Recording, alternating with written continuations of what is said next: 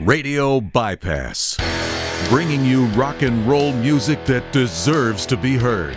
Discover new bands. Here's some old favorites on Radio Bypass. All right, everybody. Welcome to Radio Bypass, rock and roll that deserves to be heard.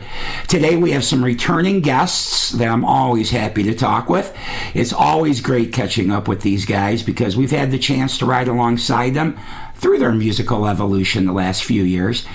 It's been a lot of fun. Joining me once again are Eric Fraser and Ryan Jones from Corvus Lore.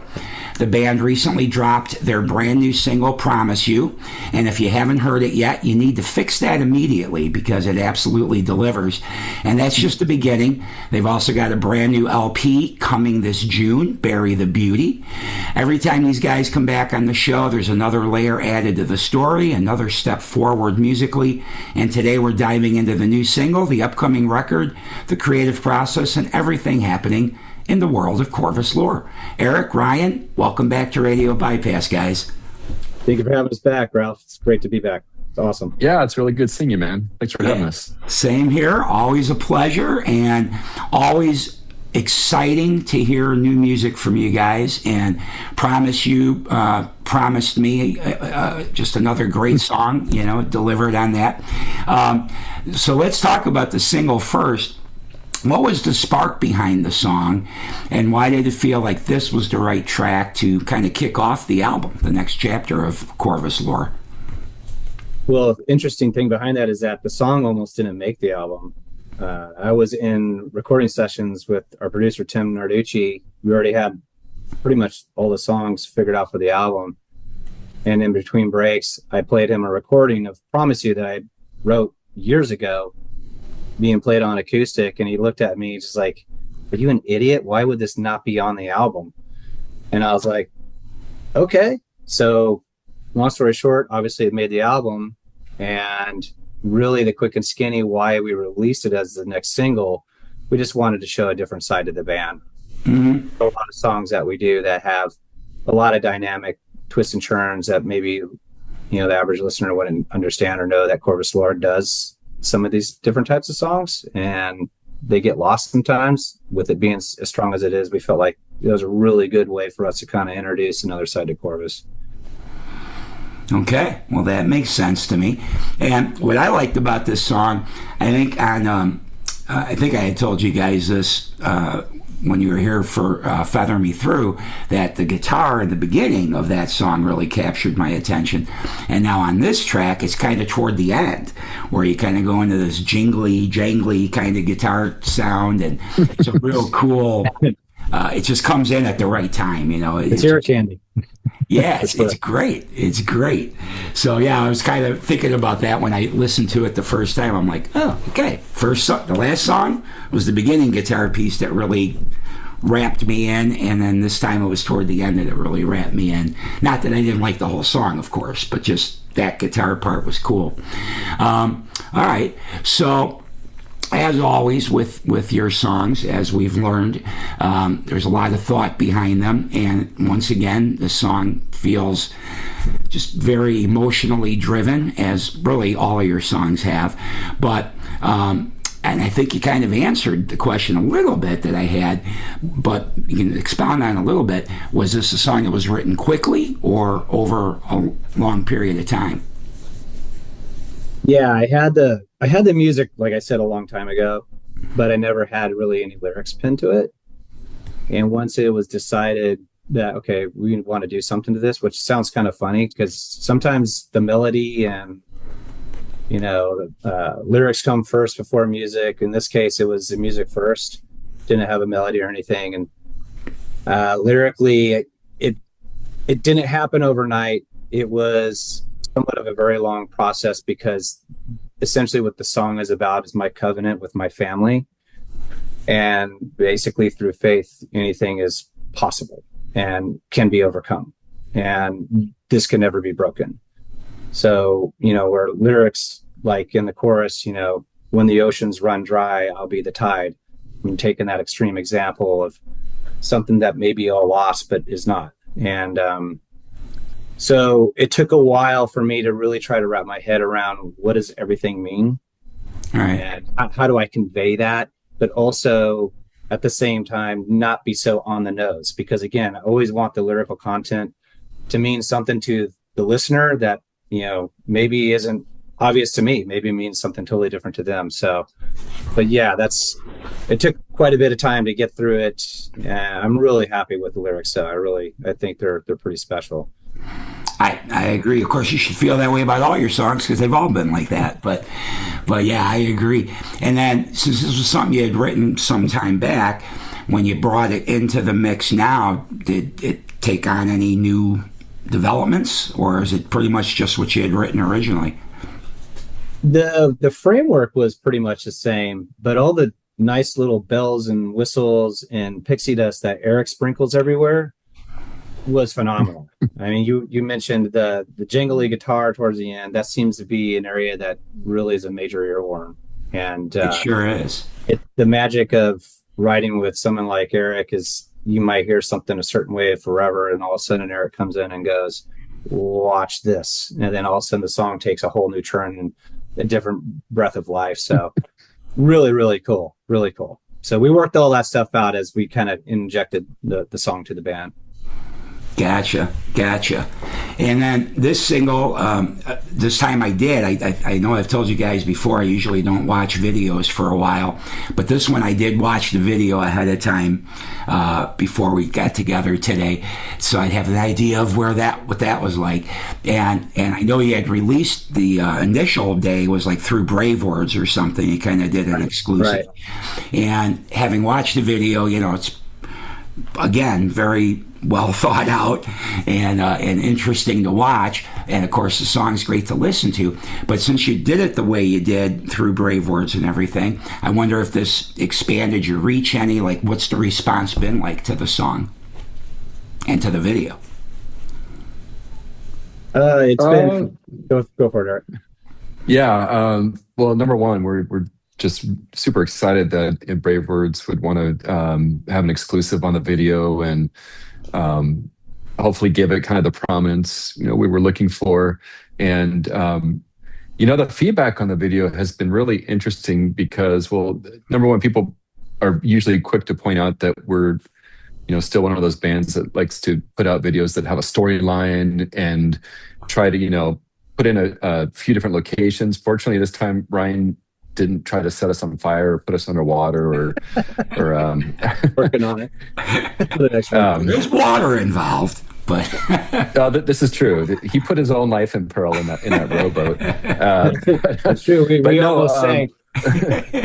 But some of the feedback I've gotten is just that I think we heard in a prior interview that someone thought, but prior to seeing the video, that once they heard the song first and then saw the video, that they thought it was a really good marriage of the mood that the song was creating. And then so that just is a testament to Ryan and Mike Sloat, the director of the video, to kind of pull in an aesthetic and a visual that supported what Ryan's vision was.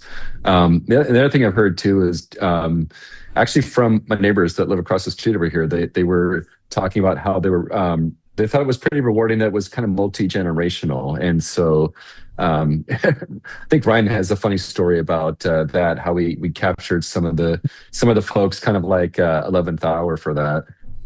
Yeah, it was funny. We were literally filming in the Sebastiani Theater in Sonoma. It's like, it was built in the 1930s or something like that. And we had extras to be seated in the theater. Not all of them showed up.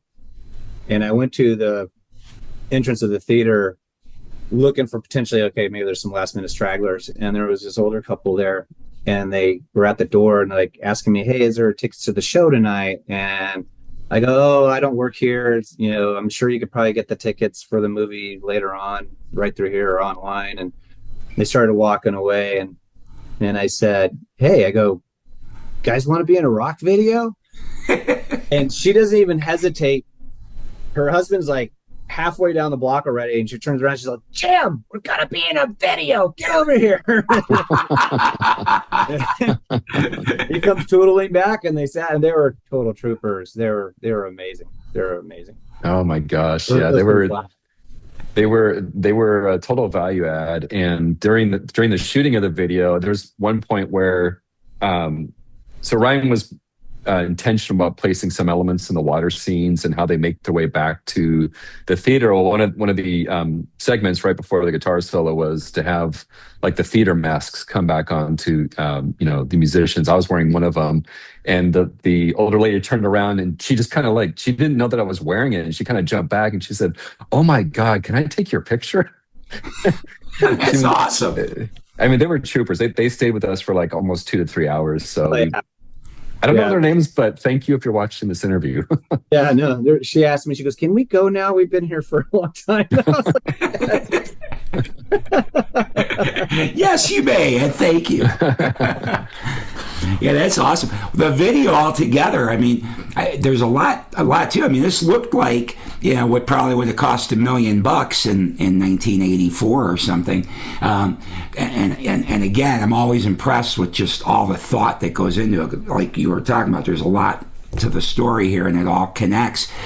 But it looks so pro and so big time. How long did it take to put that all together? I mean, you got a lot going on in this video. Right. I think the storyline is what took quite a bit of effort, a lot of back and forth on that.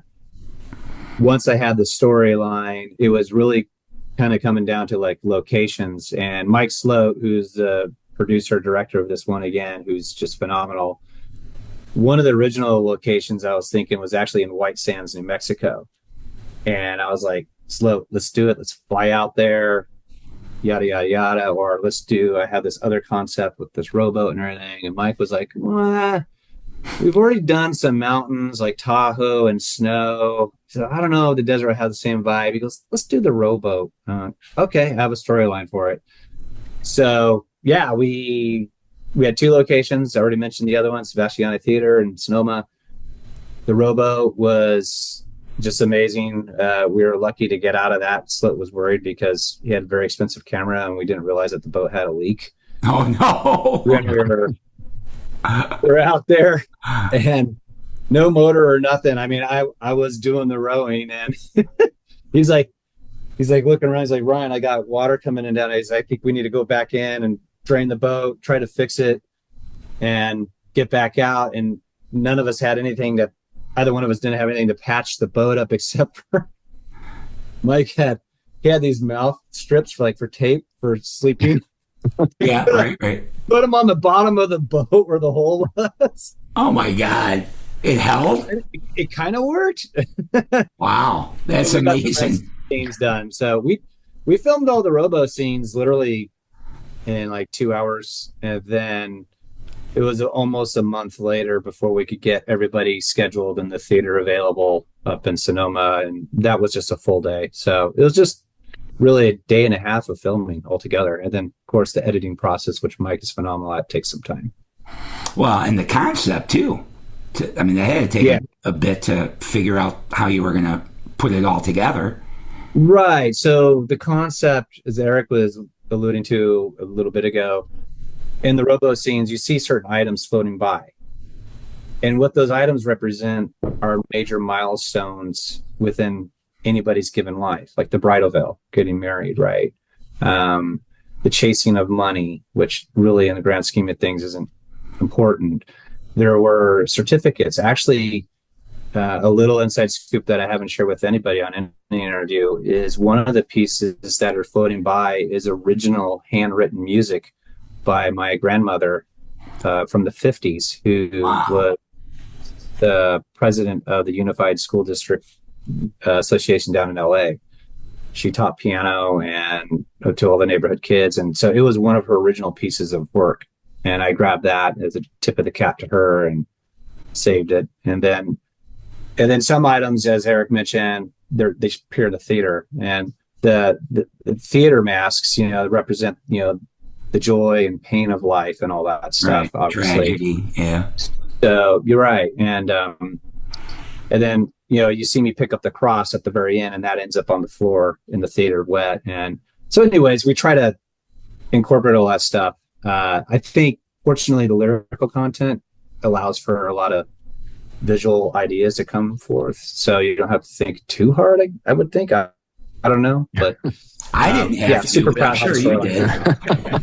Yeah, we also we got to give kudos to our drummer Joe Cloutier, who in prior videos has worn costumes before. Like we did a video out at the was it the Santa Rosa Airport for a song called "Romantic Traffic," and we gave Joe kind of the pilot aviator outfit. And this time he's our theater Usher.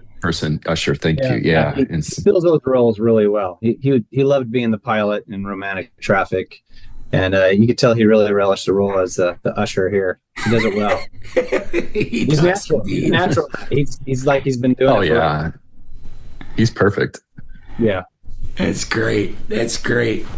I just absolutely love that. I'm wondering, at the end, as you guys know, I always play the new song. So, of course, we're going to play, promise you, at the end of this. But I wonder if I should just have you send me the video, and I should just put the video in at the end. So that way those hearing this will obviously hear the song, but then those watching will get another look at this artful video you guys put together. So I think we should talk about that. Love it. Great idea. It's really cool. Yeah. All right. Well, that's good. That gives us a lot of information, I promise you. So now I'm excited about the album because even though we've talked before about, it's a singles world and all that's important, of course, I still love albums. I know you guys do too. And so Bury the Beauty, I love this title. It's a powerful title. And I was wondering, again, because I know you guys think about stuff a lot, what does the phrase represent for you guys, and how does it connect, or does it connect to an overall theme of the album? So to answer your first half of your question, the line "Bury the Beauty" is actually in the second verse on a song that will be on the album. And really what it represents is that you can never bury truth. You can never bury, what's true, good, and beautiful. It always is going to find a way to spring new life and come to the top. And so it sounds like Bury the Beauty is like it's an end all there, but in reality, you can never, deny it. Or like I said, you can never deny truth or what's good and true and beautiful. So, and that's how that lyric is actually used in that content of that in that song. So that's what it means. And does it have an overall time theme? No, I think it's pretty relevant just to that one specific song. The overall theme for the album, which I honestly didn't really realize until later, has a lot to do with about family. It's kind of like a lot of the overarching theme of the album. Lucida had a thing about really home, and this one's more about just family and our relationships and where they are and who they are and what they're doing and how we kind of get through everything together in life. So that's kind of like the overarching theme of Bury the Beauty. Awesome. And compared to, this will be what, album 3 now, I think. Mm-hmm. So compared to the previous releases, where do you think, how does this album push you guys creatively, do you think? There, take that one. It's definitely, Ralph, I think it's showing maturity for the band. And we all, the four of us listen to different types of music, and but the reason why we spent so much time putting this particular selection of songs together was because of, Ryan will come in with like the bones of a great song, and usually it's done on acoustic. Sometimes he'll write it on electric, and then we inevitably, as the rest of the band members, try to figure out how to take it to the next level and really bring it to its final formation. And but we explored some new areas on this record, and Ryan and I were talking about this on a drive we were taking over the weekend about how what new instruments were we trying on this album, and there's some featured parts from our piano player that we worked with, who's also an engineer at the studio that we recorded the album at.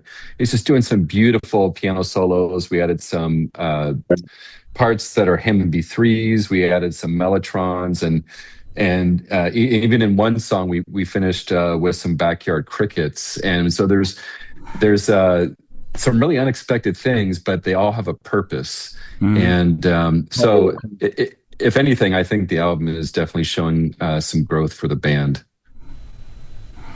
Awesome. And was there any particular song on the album that really challenged you guys, either creatively or emotionally? Oh, wow. That's a good Ryan, question. you have to take that one. That's a good question. And it's because of getting to know you, Ryan, that I think this way to even think to ask you a question like that.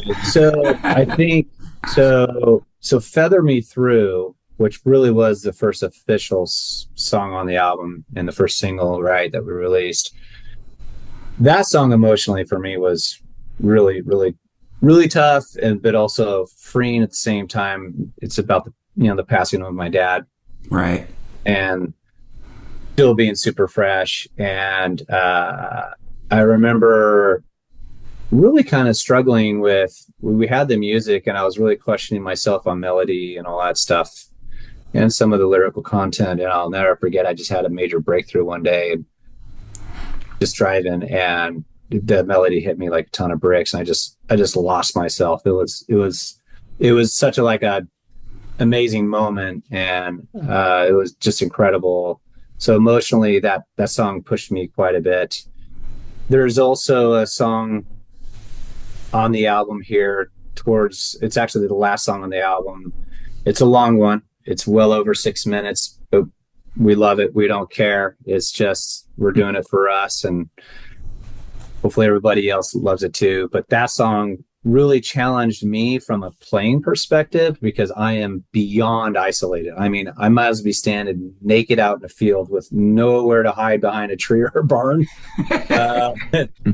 And so vocally very vulnerable, and musicianship very vulnerable too. There were some songs like that where incredible vulnerability really pushed me and challenged me in terms of emotion, and just from a playing perspective, from a musician standpoint. Awesome. Yeah, the only thing I would add on to that too is that we also introduced a new band member during the recording of the album. Mike Onetto had been our bass player for a number of years, and he actually recorded. I would say he did record 7 of the 9 tracks that will be on this album. So that was another challenge too, was just we wanted to make sure that we got Johan Hill, our new bass player, on the album, and to have his contribution to the band, commemorated. And so he appears on the last 2 tracks, that one of which was the epic 6-minute one that Ryan referred to. And Johan he really killed it, and it was actually very rewarding to see him tracking in the studio with us, and I can't wait for you guys to hear it. Yeah, it's an amazing song. Really, really like it. Awesome. I look so forward to that. And that's a good segue to another thing I had written down for myself. A while back, Eric, you had sent me a couple of songs to check out, give you my thoughts on if I thought anything was maybe a standout one versus the other type of thing, as maybe the next single to follow Feather Me Through. The 2 you sent me was not one of the tracks, obviously. Promise you was not one of those. But honestly, both of the songs that you had sent, were really strong. I'm sure I shared that with you at the time. But now I've just got to ask, because I loved both of those songs, did either of them, or hopefully both of them, make the cut to be on the album? Oh, that's right. Yeah, for sure. They are both going to be on the album, and I think the 2 that I sent over were very different in terms of feel and vibe. And yes, but you gave me some really good feedback, and well, we'll just have to see how that turns out in later June when we get the full thing out to the public. Yeah, and that's another question I have is: I know it's June, but do we have an exact release date yet? We're targeting late June. Gotcha. Not a hard date, but it will be June for sure. Gotcha. And physical and digital, or just digital initially? How are you guys releasing it? It'll be digital initially. I would love to do some physical. Absolutely. It's something you got to have it, right? I mean, to me, after all this time and effort and energy and everything, I cannot have it just living in a cloud somewhere. I need something tangible. I need it in my hands. So we'll add physical later. Yeah, I just read an article maybe a couple of weeks ago that even CD sales picked up some just recently, and that maybe young people, they attributed it to, are realizing it's kind of nice to have my own personal collection and something to hold and revere. So we'll see if that trend continues. A bunch of sales for CD players now. Maybe. I still have the same CD player I bought in 1984. It still works like a dream. Nice. Well, Ralph, I was going to say the other thing too is that Ryan does a lot of the collaboration and getting kind of the artwork done for the albums too. And it would be a shame if all we ever saw of it was like a little 1x2 inch tile on a streaming platform. So we should do some physical stuff for sure. Yeah, and it's so fun these days too. I don't know where people are getting all these made, but all these different types of vinyl too is so cool. All these different colors and patterns, and then I saw one recently where there's like some kind of liquid injected inside the vinyl. I don't know how it works, but it's blood spinning around. I mean, I can't get over some of these things I'm seeing in vinyl recently. It's pretty neat. Process. I'll take the vinyl with the blood, please. Oh, that's an extra, $250. That's right. Yeah. That brings it to like $100 for the album now, but, which is funny too. When CDs first came out, we got used to paying higher price for those than albums, vinyl, and now it's the other way around. Now the vinyl's a lot more expensive than the CD. Yeah, no kidding. But it's fun, and it's still great to have. I mean, I end up getting sometimes both the vinyl and the CD from a new artist because I still want to be able to load it into my computer so I can share the music on the podcast. But then also I want to sit in my music room sometimes with the highest fidelity possible and just spin the record. But I got to say, some of these cool records I've bought recently and the different color vinyls and things, you almost don't want to play them because you don't want to damage the cool coloring or anything. But yeah, it's a lot of fun. So yes, I agree with the artwork you guys do and just all the thoughtfulness that you put into everything that you do. It would be really good if you got some physical product out there, but I know it's another expense and everything. But I'd love to do vinyl. I would love to do vinyl. If we were to do vinyl, I would do it for this one.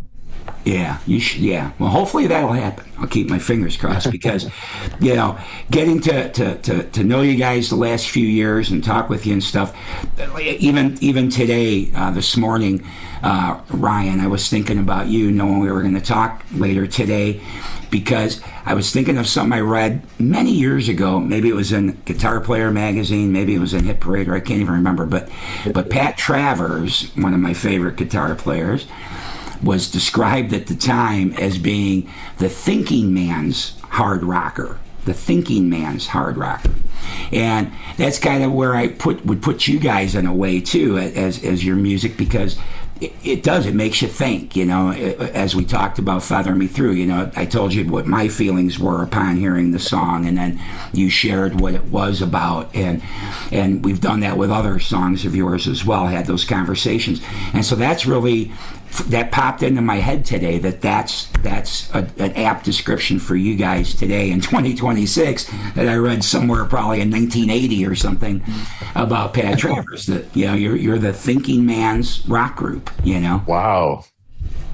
Ryan, are we ready for that? No, I'm not. Moniker? Or? I don't want people to feel like that they have to graduate with a high degree of some college degree to listen to our music or anything like that. No, I'm not suggesting that. Well, it's just cool because it sounds like you're saying that maybe what we're delivering isn't just surface. Right. Exactly. When I listen to your music, I mean, so some music, and sometimes that's good. Some music is just kind of fluff, and it's just something to kind of listen to and kind of have in the background and just maybe feel good or something, but doesn't invoke anything in your brain, doesn't make you think of anything. No images come to mind as you're hearing that music back there. And then other music invokes some images within yourself and makes you think about stuff. And that's what I think about your music. When I listen to it, sure, I can just listen to it in the background, but I don't know, there's more to it, and it just gets me thinking when I listen to your songs. I really appreciate that. We definitely, as you shared with us, many times, and even today again, I really appreciate your deep thought and dive into the song and just the band in general. Yeah, we try to, every song that we put on an album, there's a message. There's something going on there that exactly. Really, by and large, it's personal to me. And like going back to what I shared earlier, it's not to be on the nose so people can interpret it into their own way that means something to them. And yeah, there's music for every situation in life, right? Like you said, there's fluff and things like that, just hip hop, whatever. I don't know. I'm not trying to put anybody in a box, but Corvus Lore tries its purpose.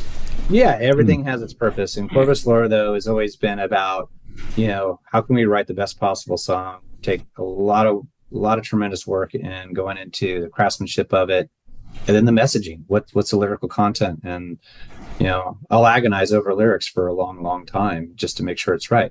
And the hope is that someone listens to it and gravitates to them and means something to them and helps them out. Really, that's what it's, we want people to get lifted up and get inspired. So that's why we do this.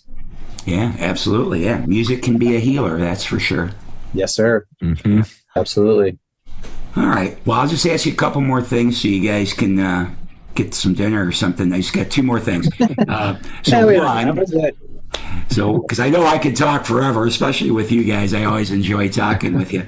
But likewise. Once the album releases, June next month, what's next for you guys? Are you releasing another single just before the full record release? Are you doing another video?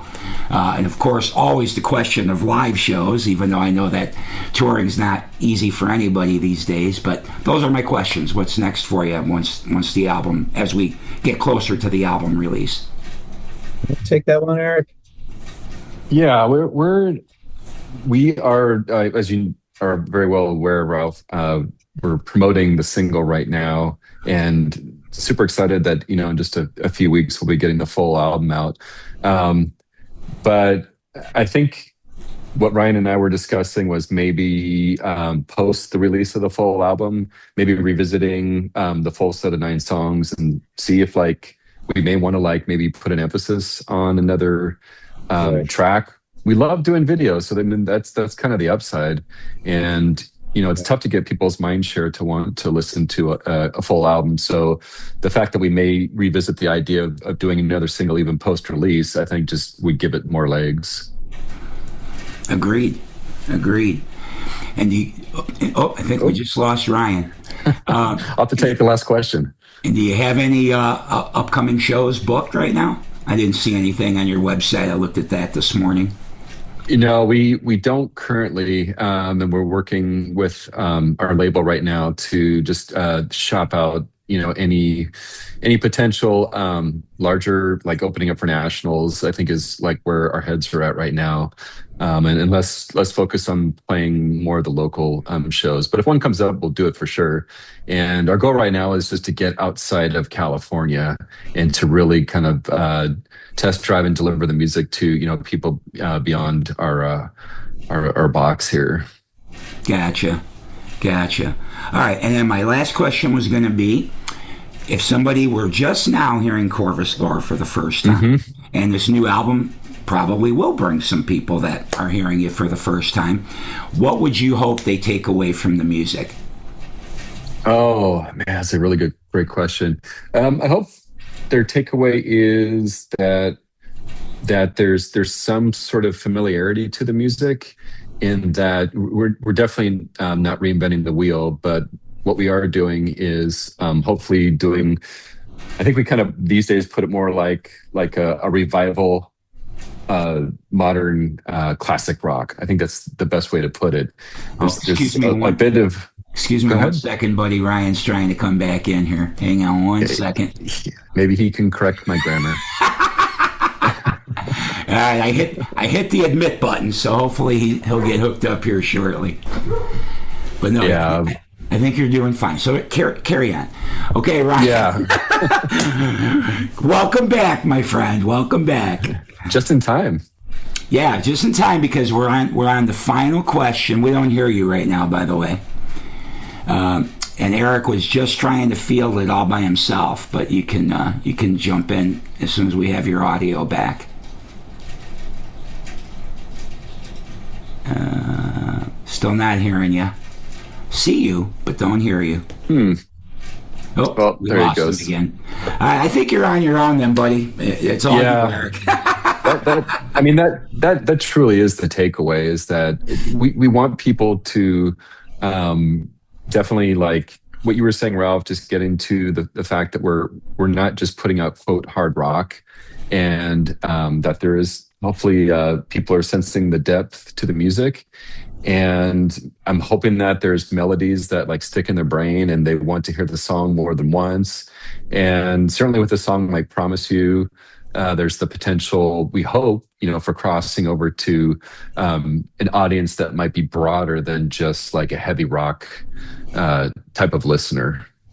Yeah, well, I think there is. I mean, even with your past releases, honestly, I think you guys are pretty broad in what you do, at least to my ears. Yeah. And we got Ryan's face back. Do we have audio this time? Yeah, I don't know if it's internet. Internet, maybe? Maybe, oh, wait, he's moving again. We got something. Oh, he can't hear. Now he can't hear us. So let me just try something real quick. Sorry, folks. This is kind of a live interview because I don't really edit these things much. So let's just try. Let's try that. Did that do anything for you? No? You still hear me though, Eric? I can for sure, yeah. Yeah.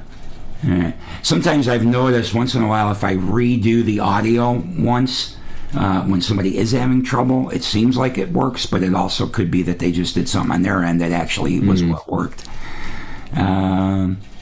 Okay, well, sorry, man.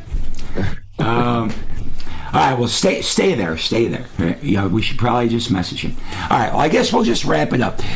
So, everybody, we've been talking to Ryan until he was silenced by the media gods, and Eric from the band Corvus Lore. Always wonderful having you guys here. I'm so excited about the new album. He's not hearing this, but let him know. Yeah. And we'll look forward to that in June. And now we just got to crank up, Promise You. Do you think you guys want to send me the video, or we're going to put the video in here at the end?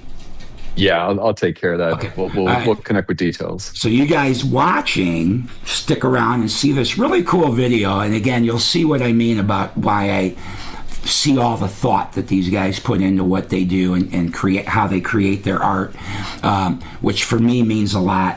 Hopefully it does for you too. So stick around to see the video, and if you're just listening, that's okay too. Just crank it up a little bit louder and check out this great song from Corvus Lore, and go to corvuslore.com, follow them on Facebook, subscribe to their YouTube channel. Keep an eye on them because I'm sure we got a lot of great things still to come in 2026 from Corvus Lore.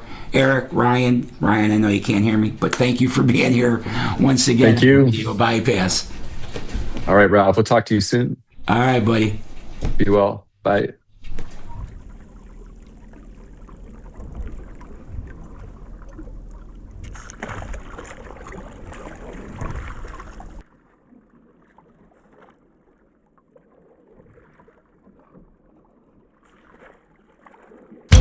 Under you, draped with linen on a soul, breaking all that I have known.